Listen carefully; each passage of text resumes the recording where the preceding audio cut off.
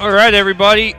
We are getting into it and ready for our next game as we will be hopping on over to the draft, meeting some of our chill hop beats, and seeing what Game 2 has in store. It was Team Empire being defeated by Odium pretty convincingly after what was a kind of messy Empire-Na'Vi series. It was a 2-1. Empire took it, but it felt like neither team were playing at their best. It was back and forth kind of stomps.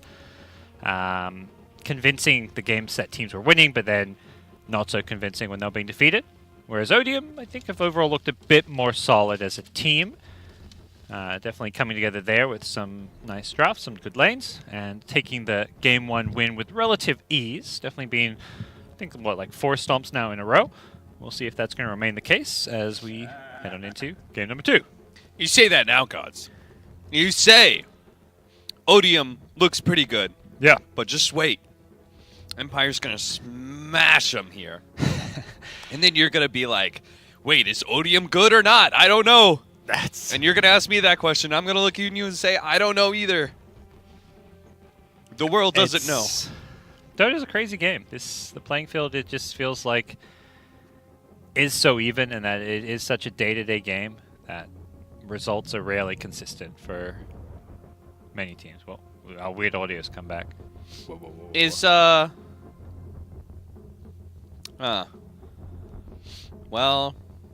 I don't know if this is going to be a good Pugna game.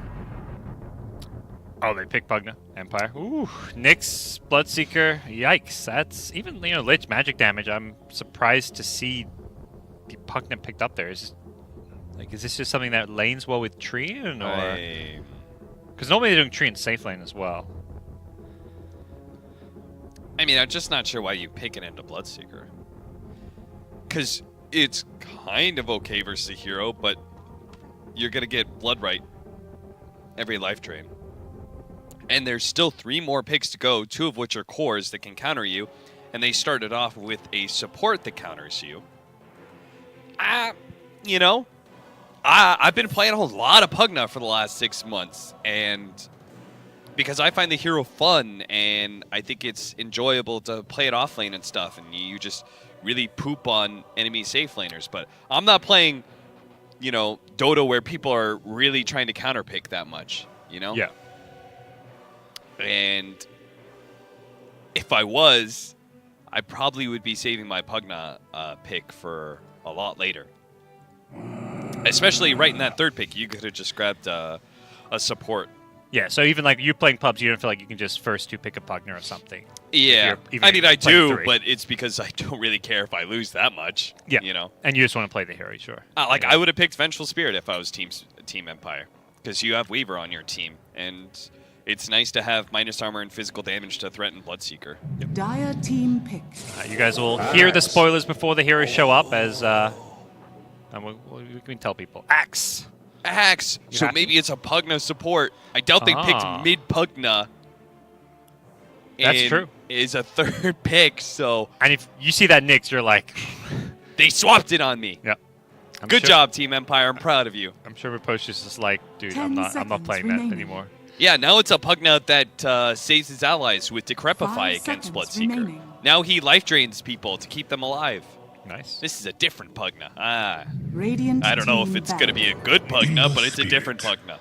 Ember Spirit gets picked up once again. We'll get to see the naive Ember. I think it was like level 10 or 11 on his Dota Plus. I feel like that always gives me more hope in a team and their ability to play a hero when the Dota Plus load-ins are there, and it's like, okay, this guy's level 15 on this hero. He's going to do well. Or at least we'll be comfortable on it. Remaining. Plus, there's a psychological factor. In the higher levels, they get the all-chat spam. Remaining. Oh, absolutely. To replace the missing taunts from before. Yep. And OG were talking about, they were grinding those voice lines going to TI. They're like, man, we got to unlock these ones. I'm close to this really good one that we need to get for this match. I like Ember versus Axe. I feel like it's just annoying for Axe. He's not really a hero that you can kill with Blade Mail. He's a hero that can go Yules as well to Yules the Axe when he's calling other people. It's just not really the best call target. At the same time, Axe does have lockdown against a hero you need lockdown to kill. But if Ember's really fast, you can even Remnant before the Axe call goes off. If you have a Remnant already placed. So find out what Odium looked to get here as a Luna's last ban, so perhaps anticipating Bloodseeker in Ghostic's hands. I mean, that 1 to 3 roll is very fluid. There's not really a clear distinction sometimes in heroes like Bloodseeker, Weaver. We're seeing a lot more in that 3 position. What it looks like to me is that I'd have to go back and 10 verify seconds this. remaining. But it does look like Odium makes sure that there's always one core on the 5 enemy team seconds that does remaining. not have a game. Because of the, like, they have 2 cores that do really well against that hero. Here in this game, Bloodseeker against the Weaver, the Rupture, and Bloodright really good, and the Ember Spirit is also quite strong versus the Weaver. So that safe lane core may not have much of an impact for Team Empire. We'll see. Yeah, almost. I wonder if that. I guess they can't really swap the lanes in the role with the axe pickup either, so it's just going to be a tough game for, I imagine, Kuman regardless. See what kind of mid laner they can pick up that pulls everything together. Imagine they'll be looking for something that is a good matchup advantage against the Ember Spirit. At the same time, Odium still have a ban left, so they'll be banning out one of those potential Ember counters here. And you can always see Ember kind of go to those side lanes as well. Some teams have definitely taken that approach. When Ember gets counterpicked mid, you send him to a side lane, you get a different hero that can be flexible and go in the mid lane instead. And if last game's anything to go by, they also don't care if the Ember's free farming top of the net worth carrying them because he doesn't need to. They have other cores and core players who can step up and offer a lot as well. Anti-Mage ban. Oh, okay. I guess... I don't know who would have gone mid. Anti-Mage theoretically goes mid and does actually not bad against Ember from what I've seen. But a bit of an interesting ban. And Empire, one of the few teams showing that they are willing and able to actually play and pick 10 Anti-Mage on this patch. remaining. Much like Lone Druid. Whether that's a good thing, I don't know. 5 I would argue seconds maybe not. remaining. Are they going to pick Arc Ward? They banned Anti-Mage when they even had Bloodseeker. I find that kind of crazy. Yeah, that's really weird. Are they going to Storm or Radiant Tinker? team Or pick. Storm's ban, Wraith King. Okay, that makes a bit more sense. I feel like you're still not afraid of an Anti-Mage. I think Anti-Mage No. would be a game-losing pick here. Anti-Mage, like, you have a really hard time dealing with the pressure of Wraith King in lane. Yes, you take away his mana, but that man has mangoes, and he just hits you with the bolts and has skeleton babies 10 run into you seconds and a remaining. bunch of physical damage, a gigantic crit. 5 seconds That remaining. is not actually a winning lane. Yeah, Wraith King Lich, and you have Bloodseeker Rupture, but hey, Odium themselves, I think they just know it's something Empire are comfortable with, and maybe they just don't want to have an Anti-Mage game. Don't put themselves under pressure to crush the early game, win the lanes, and have this kind of game where if you don't do well early, you're in trouble. You may now They'll send Empire a select your different direction. They get heroes. a different hard carry in the Morphling. And I think the idea is a lot what you said, where there's this hero that's being countered so hard by the draft that they don't want to play him as a core. And in fact, the Weaver is just going to be a support now. Say you're going to be playing a 4th-position Weaver without Drow Aura. It's going to be a tough time for him to have an impact this game. The lane should look okay because you're a Weaver, you're just a strong laning hero. But come mid-game, you're not going to offer a whole lot in teamfight other than some bugs, and later on, ideally, an Aghanim Scepter, which may take some time to farm up to. Yeah, and isn't Pugna... I feel like Pugna's harder countered than Weaver. Okay. Yeah, that's probably... I mean, the same heroes that counter Weaver, I guess, counter him as well, but a few more 10 do. seconds Plus remaining. the fact that, like, Wraith King is a hero that 5 can seconds just remaining. get on top of you, whereas he can't get on top of Weaver. Yeah. So I would say, like, if I'm Pugna, I don't like 4 heroes in this game of the Dire side. But if I'm Weaver, I don't like 3 of them. So, I don't know. We'll see. That we will. Hopefully Chappie will impress us with that Pugna, because it was not impressive last game. All right. We're going to see if the feed audio holds up. Otherwise, we'll hop ourselves in game and give you guys our audio here. It is Odium with the slight favored odds to take this game. I feel like, to me, they're looking significantly better in game one. But as you kind of mentioned earlier, it's unpredictable. These games, these drafts, just seems like anything can kind of happen.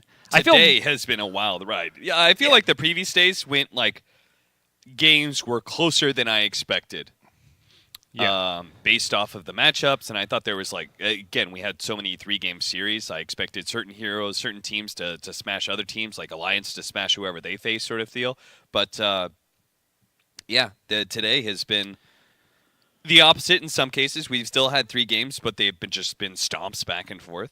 Other than perhaps the first Beer 3 was... Yeah, there was maybe one stomp in there. There was a lot of long, drawn-out games. Okay, connection failure. Everyone's DC'd. We might be remaking. Rehost AP, Odium without logo. Okay, so a team doesn't have a logo. We got to remake, as you do. And hopefully we'll get ourselves into it fairly... Oh, that's Empire. Empire versus Sparta lobby is up. I don't think... Aren't we casting Empire? That is supposed to be Alliance versus Espada, if I'm not... That is supposed to be the ESL game, right? Maybe. That's definitely not our lobby. That's for sure. Well, maybe it is our lobby. I don't know. Maybe they just wrote Espada when it shouldn't be. No, our password didn't work for that one. We got Mr. Gorilla back. You don't see our lobby? No. It's still here. Oh. It's up. WePlay? Well, let me search. What's the lobby name? Oh, you got Captain's mode on. That's why. Clever. All right, I made it in. We're good.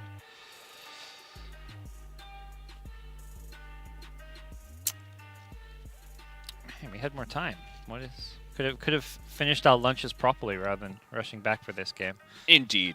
Odium, what are you doing? Yeah. Oh, I like Ghost Stick. He's got Courage, the Cowardly Dog.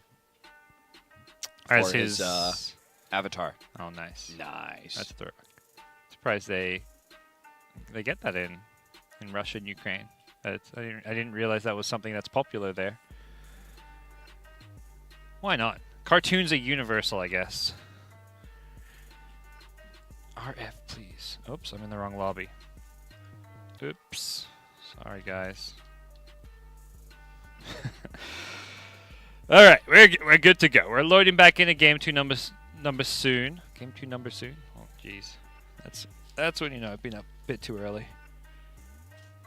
Game 2, yep. We're loading back in. It'll be all pick. We'll have it starting up. Same hero, same draft. I feel more confident in Odium now, having seen the draft, that they will 2-0. I think they come out with a bit of a draft edge. I think Empire kind of throwing off. They didn't really have a good answer to the Lich Jewel lanes. They picked pretty greedy, having a support Weaver with a Morphling. Their lanes don't look particularly strong. I think these CIS teams just verse so many Treant Protectors, they just understand how to lane against it, use the Quelling Blades, and I don't think Treant lanes win as much as they used to anymore. And last pick, Wraith King, I feel is pretty good here. Can definitely put some good pressure on. Oh, I completely agree with everything you said, GoDz. Yep. About the draft. I feel better about Odium, and I feel better about my stomach receiving even more food, thanks to Odium not having their team logo. Good guys. But we're in, so I hope they're going to be cutting over soon. Looks like that is indeed the plan. Angry Gorilla Man. They got to get their gorilla time, baby. Is that live? He no. Threw his axe down as if like that was like ending at that time. It's surrealism in marketing. Yeah. I don't know. Okay. So what have we got here? We're gonna... Looks like the audio is fine on the stream again, so we'll stick to the clean feed. That means we get to be lazy and do no observing. We just get to sit back, relax, and enjoy some good Dota. There's early D-Wards coming out. Dire-Centric is there. It's going to be the Wraith King picking it up. Oh. What a nice support, giving the Wraith King the extra gold so he can instantly pick up a Quelling Blade if they get both bounty runes. Yep. He probably is, I guess Treant's going to be down bottom, which is where the Nyx and Bloodseeker are currently residing. So the kind of core Wraith King, well, 1 position Wraith King, not the 3 position, which I like overall a bit better. At the same time, I'm not sold on Bloodseeker as a 3. As a 3, lane. Yeah. And matched into an Axe in the laning phase. Yeah, this sounds rough. Potentially Axe Weaver lane as well. I think they want the Weaver. with the axe and the tree with the Pugna. Well, we'll see Weaver starting up top for now, popping a salvo already. A lot of damage coming into him. Yeah, the Weaver Pugna don't have a whole lot of synergy to me, but I'm not sure if we'll see any of those early TPs coming out. Also, I just feel like these teams seem more comfortable playing the Treant in the safe lane almost. With all these enemy safe lane carries just chopping down all those trees. And he's going to go the Leech Seed first build, so that's a cool idea because it makes sure that he maintains a high percentage of HP while simultaneously harassing the enemy heroes, so he doesn't give any thirst opportunities to Bloodseeker. Yeah, well, that's going to make this lane a whole lot nicer for them and be less reliant on the invis, which can be countered once GoDz picks up a Quelling Blade, starts chopping down trees. Mid lane, Knife is almost dead. The Fairy Fire, I believe, almost saving his life there. Forces him to pop a salve as well. Kuman getting in early for some cheap blows as he's got lots of agi here to play around, putting on a lot of pressure. Brings out a Circlet. Probably see some more HP regen being ferried fairly soon as well. Very good lane so far for the Morphling. Particularly these early levels, he is dominant. Yeah, I had forgotten about this this matchup before because it's really hard for the Ember Spirit to kill Morphling pre-level 6 because you outstrength Morph his damage over time, and then Morphling also harasses the Ember Spirit really well and out CS's him. So I had forgotten about how this matchup goes, so I was very concerned for Empire, but now seeing this laning phase, it adds a glimmer of hope in my heart. Yeah, Ember's already brought out a second salve and a set of tangos, and mid lane is being pressured so heavily here by Kuman, who's having a great time and maybe looking to go in here. Naive and him changing, but he's going to waveform in forward, gets aggressive, gets the last right click after the Searing Chains. Ember brought down, nicely played there. And at the same time, they went on bottom lane as the Ember Spirit was dying. So they tried to actually get some pressure onto Maiden, but just not the case. Like, Kuman dropped really low. They got the thirst charges. They go for the Stream Protector, but it wasn't enough to be able to get the kill. Yeah, that level 1 thirst just doesn't quite add enough. Definitely the point of Bloodseeker that's kind of received the most nerfs after his period of prominence in the meta. Back at top, another lane being won by Empire, so this could quickly turn into 3 lanes being won, and that often spells game over at 15 minutes. Not that we're there just yet, and that is necessarily going to be the case, but it is definitely a strong laning stage for this Radiant side. Yeah, having a enemy support that you can't really Wraithfire Blast is interesting. They can put pressure on the Pugna, though, so I would be a bit surprised if this laning phase goes on and they can't actually... Oh! Lil's going to TP to the top lane because they're going on the Pugna now. Okay, here they come. Can they bring down Chappie? Getting back to the tower, and we'll be okay, it looks like. We'll plan off of this one. Looks like they're just going to try and stabilize these lanes a bit. Does feel like the Ember is just not quite having the easy time he'd hoped for in this mid lane. Last game it was the dual lane of the Lich that really enabled him, and this time around Lich is going to now TP mid at 3.5 minutes in. I think recognizing that this mid lane's somewhat lost, and a level 5 Morphling at this point can just kind of kill Ember at will. Has 3 points in the stat shift, so can very quickly go high strength if he wants to stun or just to stay alive, and then go agi very quickly for the right-click damage. All in all, just a bad situation for Ember to be in with the good start the Morphs had. It's a sick build to establish 1v1 dominance. Most of the time, like, you have to get more levels in waveform because you're in a side lane, you're contesting with like multiple heroes. But again, this 1v1, max out the Morph as much as you want. You're going to need the strength when he tries to blow you up, when he gets the triple remnant available. The full agi is just so value when you can quickly ship back and forth because he has this living armor with the Tango. So he just pops the Tango, gets living armor, goes full agi, and then he can morph a bit back to strength, and suddenly he's been healed like 200 or 300 health just from a Tango and a living armor. Yeah. Watch Miposhka here. He's going to push into the tower and make sure that GoDz doesn't get any CS. And he's been doing this pretty much the entire laning phase, is just zoning. He doesn't necessarily get the deny, but he zones the Bloodseeker back time and time again. Yeah.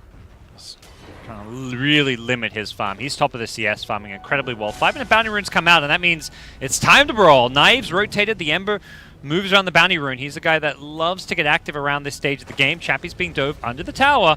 TP's coming in from the tree, but they've got the damage with the Searing Chain set up, and the Impale going to ensure that they can also get out.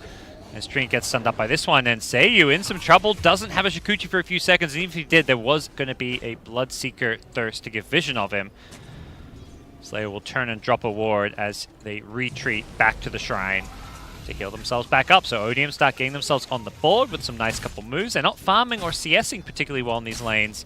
In fact, it's Morphling and Axe having a field day, but at least finding some kills to even up some of that lane disadvantage. Yeah, you see another great example of how a rotating mid laner can have an impact during that bounty rune timing. Even if he didn't pick up a bounty rune into his bottle, it was still going to be well worth it for them because they could also activate the shrine to get him back to full health and full mana. So he's a part of some kills, helps win the side lanes. He can't really have a large impact in this mid lane anyway. It's just a nice little pit stop, and I think like mid laners just need to always do this at these 5 and 10 minutes. Help out their side lanes, achieve those bounty runes, get some kills. I think Morphling should have leveled ultimate at level 6 or 7. I'm surprised. Like, seeing him there trading blows with Ember, I'm like, if he turns into Ember and uses Searing Chains, he just straight up gets a kill. Yeah, and Flame Guard is like so valued to have on the Morphling too. It's a 50 mana cost spell. It's I feel like it's a bit of a mistake not getting that value point in it, considering you're up against such a good lane target to use it on. Yeah. Even if you don't get a kill, you just zone him out with it, and then you're not taking damage when you're in the Ember form because you just revert back to your full HP Morphling. So, you know, he's actually, if he gets to level 20, it's a great Morph ally game because he can turn into the Pugna and drop Nether Ward, and then classically, Morphling has always liked turning into Axes, which in this case is actually on his team. Yep. All right, well, that'll help him farm. As mid lane, we'll see Kuman. He's now got that ultimate. Took him level 8 to get it. He'll use it right away to get a kill on Lil as the Impale lands. 1 or 2 more right clicks, secure it.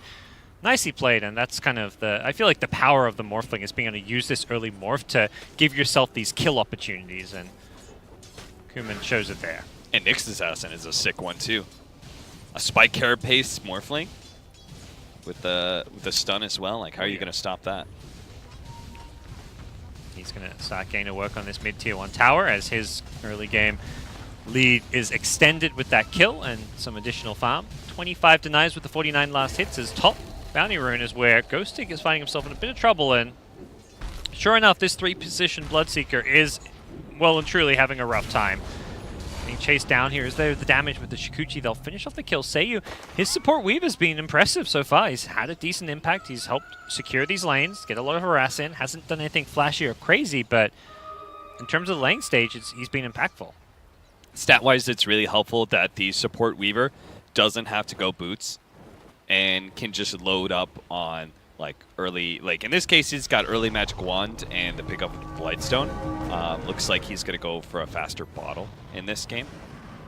Bottom lane, Wraith King. His ultimate was popped by an Axe Culling Blade, but now they're going to look for some revenge. Poshka goes for the call into TP, and that is actually going to get him back to safety. He gets out of there without dying.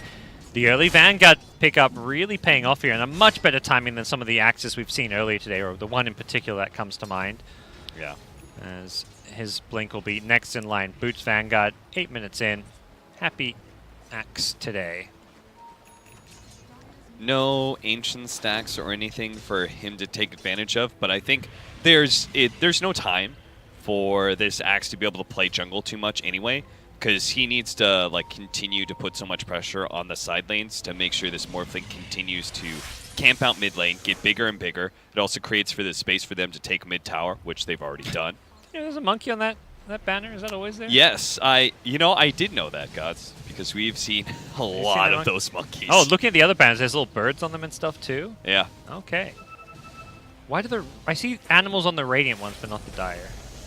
Maybe it's because they're in fog. The animals disappear when the banners go into fog. Did you know that? I did not. I did not either till just now. Some sort of like owl. Action gonna unfold here at the top lane. Nyx will land the Impale, but should still be in a lot of trouble here as the Carapace is going to protect him from the life drain. Kuman trying to hit the Impale. He shows he can do it just as well as Lil can. Perhaps better as he finds the kill for his team. Killing spree early on for the Morphling, who's having a field day this game. He gets ruptured up, but he's just going to waveform forward. He's not afraid of the rupture. He's not afraid of the Bloodseeker, period. He's got a lot of stats if he wants to morph to strength there. He's not really in too much danger, in fact. Being healed up by his buddy the Weaver. And that's that value regen. You go full Agi, you get bottled up, you Tango. He's got 1 charges if he wants to pop him too, and all of a sudden, he's, back in fighting shape, back in the mid lane.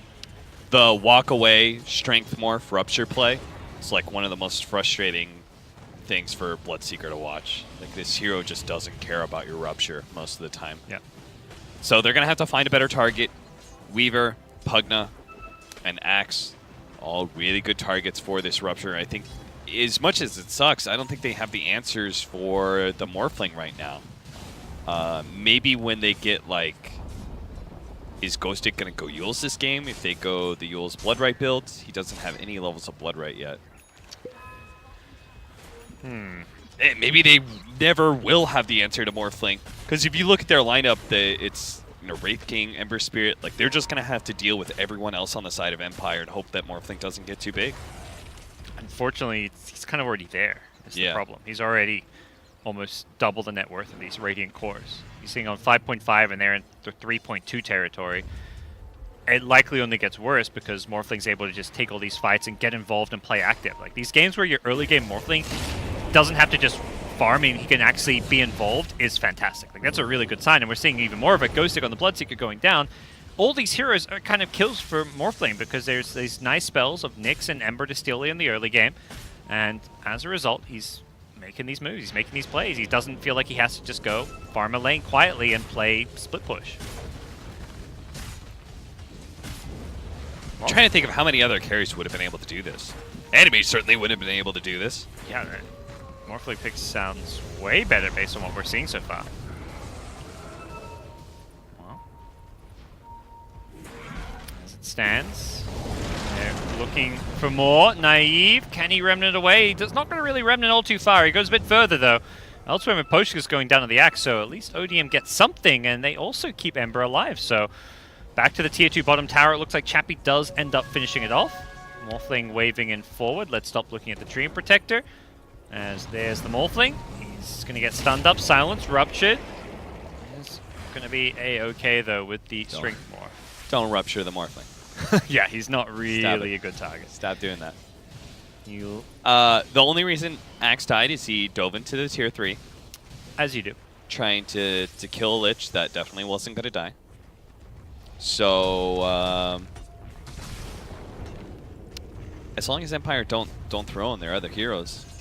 And Morphling, Kuman's doing a great job of, like, he hasn't really come close to dying yet on the Morphling. Really good control over his morph as well as his strength attributes. Yeah. There's ways he could theoretically die, particularly with a Nyx in the game if you get stunned out of invis and blown up by, like, some fire remnants. But the Radiant's also doing a really good job of playing around and against the Nyx. It hasn't felt like Lil has been a major threat on the map. There's a lot of sentry wards up. They're just setting themselves up to constantly have vision of the Nyx wherever possible. Also have vision of Slayer here in the trees. They go diving in. Nice time lapse away. The Chain Frost still bouncing, but goes to a creep wave here, so they'll get the support kill, and that gets Morphling even more farm into his hands. Invis rune for Naive. As the Nyx Assassin is going to protect it for him in the future. See, there it is. Picks it up. Let's make some plays. Naive has got to, like, he carried that first game with his Ember Spirit. He's got to prove he could do it in a losing game, and a pickoff on Chappie is a nice start. Yep. Have they got the chase for this one? It looks like they will with the Carapace on the life drain. That'll make that work, and can say you find any kind of response. Don't imagine that's the case. He's just going to watch his team push these side lanes. Axe gets the tier 1 tower top. Morphling was farming down bottom. Now we're going to rotate mid to farm and push out this lane. Not the biggest of kills, but it's a start. Unfortunately, Ox felt like he had to go Blade Mail first, so they don't have that follow-up hard initiation. Like, they've only got Nyx Assassin right now as a jump, and then I guess Rupture can kind of set up some team fights, but they really need the Blink Dagger on Ox, and they just start playing like some really high-octane Dota, where they're just running around the map. They don't have super long cooldowns on anybody, and they just go and they just kill these Empire heroes that are not called Morphling. Well, the other Empire hero is Miposhka on the Axe. He's got a blink now, so he's a whole lot scarier all of a sudden with this potential initiation, and he's smoked up immediately looking for a catch, but he gets caught on the high ground by two heroes. His smoke pulps, but he still gets the call on Ghostik, who throws out the Rupture. Now the Overgrowth comes through on 3. Where's the follow-up damage? Naive's going to Remnant himself away if needed. He at least plants a Remnant. Axe unable to really follow up and chase as he was stuck in place by the Rupture. And neither team going to lose anyone just yet. Damage maybe not done yet, as Kuman going to get hit by an Impale, but he's got the more strength. He should be just fine here. Naive, there's a Remnant away. Chain Frost bouncing on through. Doesn't bounce enough to really threaten any of these Empire heroes. Morphling, on the other hand, all it takes is a waveform and 2 right clicks, and he's brought down a Lich. So Slayer goes down. Easy pickings for Kuman, who is putting this game and his team on his shoulders so far. Off to a hot start. 6-0, 8.3k net worth. Absolutely fantastic stuff from him. There we go. Keep killing Chappie. Yeah. Except they can't. That's Living armor. Struggling. What level of living armor is that? Maxed out. It's maxed out. That's why Pugna's so hard to kill. Holy crap. A 0-2-4 build. I mean, it's super value for Pugna and Morphling. Morphling especially, right? Because when he's full agility, he takes advantage of the damage block if he's gone on, as well as all the regeneration he's getting. I imagine that was maybe even partly the call from Kuman. Like, he sees how value that was in lane stage, and he's probably like, dude, if you can get this for me, this game's gonna I'm going to carry this game. Yeah. There is not the best ways of chopping it away at the living armor outside of, what, the Flame Guard of the Ember Spirit, I suppose. And that's really all they've got as far as breaking the living armor quickly and cheaply. Yeah. They've got the Wraithfire burn damage. Yeah, how many instances is that even? I guess I don't know how that works. 70 damage per second. It's in like 0.5 second intervals maybe? I have no idea, to be honest. It's, or is it even I'm just guessing done it's every second intervals. Okay. And it's only 2 of them, so. Alright, so it's not really... Those are completely blocked by living armor. Yeah. Pretty much that whole thing is. Well, Kuman, he's off. He's off and running. He's got his Lincoln Sphere already, and he's just pushing straight down the mid lane. Says, I'm kind of unkillable. And he's got a big catapult, too. Hitting the tier 3 tower with the catapult, and he's getting the low. He's getting down to half health. Somebody has to respond to this. Even with the ice armor there, it's still being pushed through. Morphling will just wave himself out of there with the Nyx TP, and, you know, he came probably just thinking he'd force some TPs. In the end, he gets the tower down below half health, so he's definitely not complaining with how that went, as he's got the Ethereal Blade queued up as his next item, and all across the board, Empire looking incredibly dominant here in game number 2. I shouldn't have doubted. I should not have called Odium. You know, it's the trend. We're getting game 3s. One team stomps one, the other stomps the other. So, GoDz, is Odium bad? I don't know.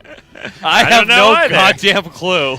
Yeah, and I'm not convinced this was a draft win necessarily. I think it was maybe a lane win. The way the lanes were set up were favorable for Empire, particularly that mid lane. I think not having the Lich there at the start, but then the one bit where it feels like a draft win is the fact they need the Lich in the side lanes. Like, they picked this 3-position Bloodseeker for the off lane. Yeah.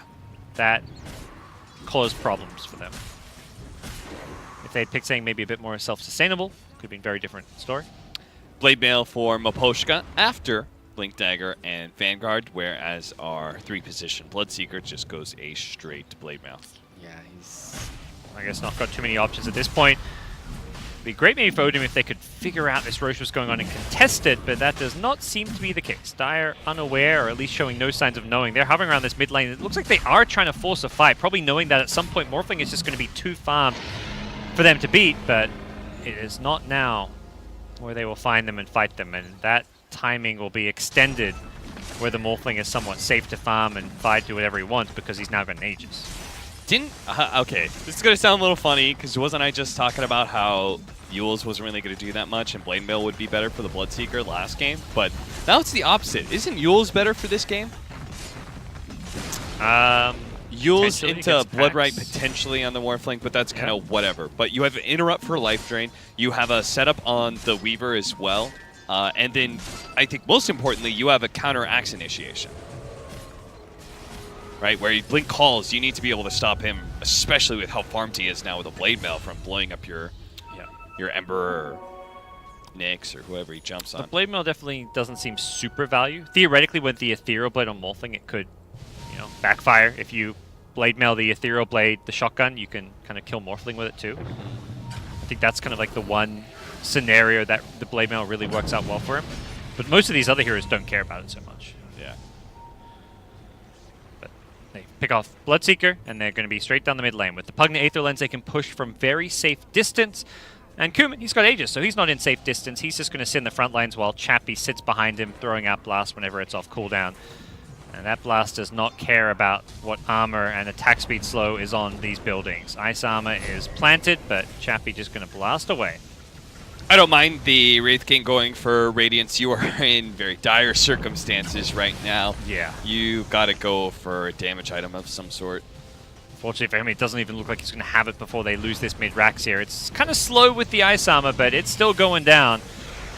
Ploink by ploink, Chappie and Kuman getting the business done as Kuman and Miposhka will finish off Lil with a nice axe call. It's going to force double buybacks immediately to be used here. Ghosting with trouble himself. Waveform forward. One or two more right clicks. Can he get back to safely? Morphling's in deep. It looks like Bloodseeker is surviving. And Kuman, has he overextended? Has he dove too far? It doesn't look like it. He's a Morphling. He's pretty unkillable against this lineup.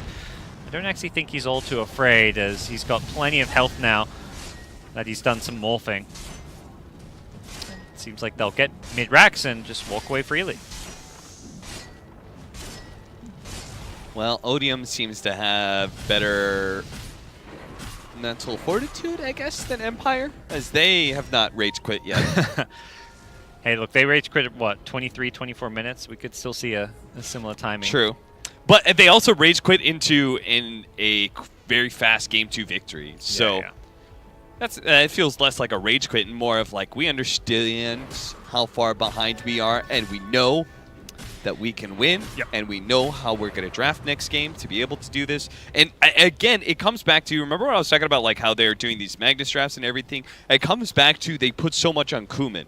They put so much on their last pick, hard carry, to be able to win the game. And here in this game, Morphling is absolutely a game winner. Nobody else on Empire needs to be a game winner. It's not saying that they can't, that they could win without Chappie or something, but they just don't need to carry the game. For sure. And yeah, we really are seeing that highlighted here as Empire storm ahead to a massive 15,000 plus lead, 23 minutes in. Make it 16,000 with that shrine. Oh, 500 damage a hit. Yeah, that's double damage. That's something. Well, you guys are waiting for what looks to be a likely game 3. You can use that promo code. Head on over to weplay.tv/codes. Win yourself some cool gear if you're lucky. But it is very much looking like we are approaching a game 3 here. Not done for yet. Oh yeah, that's it. Pull him as far away from the base before you kill him. Yeah. No. Ox is going to get back to safety here. Kuman staying in that Wraith King form for a little bit longer. He's probably trying to get a stun into morph back and like shotgun someone down after the Wraith Fire Blast. Happy to just be a Wraith King for a little bit. Maybe wants to summon some skeletons. Where are the skeletons, Kuman? He's got that Linkers will block themselves, goes in on Lil. There's the shotgun, and he does get the combo. He assassinates the Nyx Assassin, deletes the bug from the game, as Kuman going to go waving on forward, and Ox does not have buyback anymore. He's completely dead, and in this game, all but over at this point. I don't think Odium will be remaining in it for much longer. And they have, in fact, called GG. We're going to a Game 3 decider. The full 9 games today, Cap. I can't believe last series and this series are the exact same. Yeah. So Odium should go back to stomping game 3, is that right? Yeah. They alternated games in the last series, but yeah. Who knows? It's going to be a stomp one way or the other, is what we're telling people. But you should still watch it. It'll yes. be a fun, because of stuff. your delightful commentators, Yes. GoDz and Capitalist. Or the free shit, you get free codes and stuff. You might win something. Yeah, the free shit. That's probably better for you. Get some plushies. We know our Dota audience well. Yeah, y'all are willing to pay for compendiums to get all kinds of stuff, digital goods, when all you have to do is put in a code to be able to get real stuff. Real stuff. I don't know what I was looking for there. No. Well, game 3, we don't know what's going to happen. We don't know what to predict. It's really anyone's game. It's CIS. It's European Dota. It's the next level of teams above the predictable teams. Some of them I'd say, to be fair, are consistent. Like the TFTs of the world are just consistently tier 1.5 to me. And it's whether or not the Empires and the Odiums are going to play at that tier 1.3 level or the tier 1.8 level. They kind of fluctuate a bit from game to game. Will they pick Lone Druid? I don't think so, but who knows? Weird times. Yep. We'll find out. That draft, so important, and that's going to be a big part of game number 3 as we'll take a break and be right back.